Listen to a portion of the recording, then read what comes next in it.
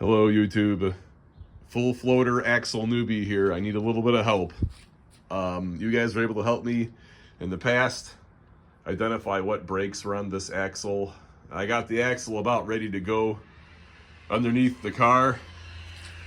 It's gonna go in a B-body wagon. I got no friends to ask these questions to. I can't find information on web forums. This information I'm seeking isn't really on YouTube already. So I got this axle ready to go in the car, and I found that the appropriate axles used, I got them in the mail. And when I got them in the mail, I realized that if I hadn't have bought these axles, I would have had a problem. So the axles that I got, they both the inner spline, the area of the axle has these fasteners on them. That makes sense to me. I never knew I needed that until I saw them on these used axles after they shipped to me. But those fasteners obviously thrust up against that pin that the bevel gears spin around in your gear carrier.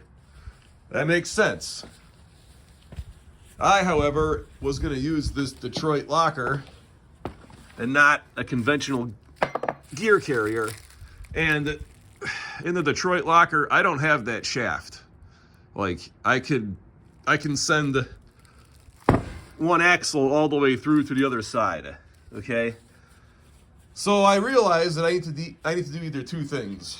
I need to either take one of these fasteners out and find the appropriate length bolt and adjust it to space the axle ends apart from one another.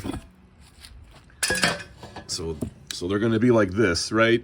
And you know that bolt's going to thrust up against the face of the other axle, and it's going to stop either one of these axles from moving too far inboard, unengaging splines, getting tangled up in the other splines on the other side of the gear carrier into the Detroit locker. I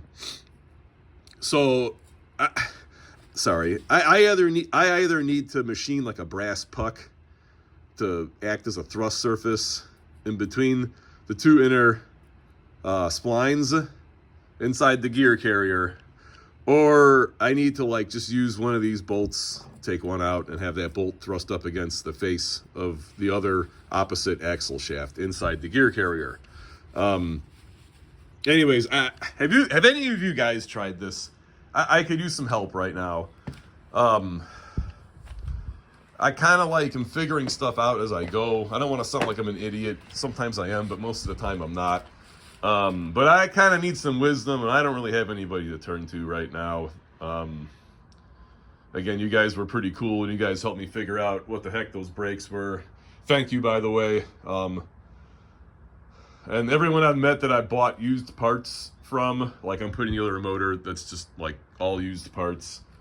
You know, everyone that I've met that like I bought used parts from has been super helpful, helping me like answer some of the unknowns that I have in my head.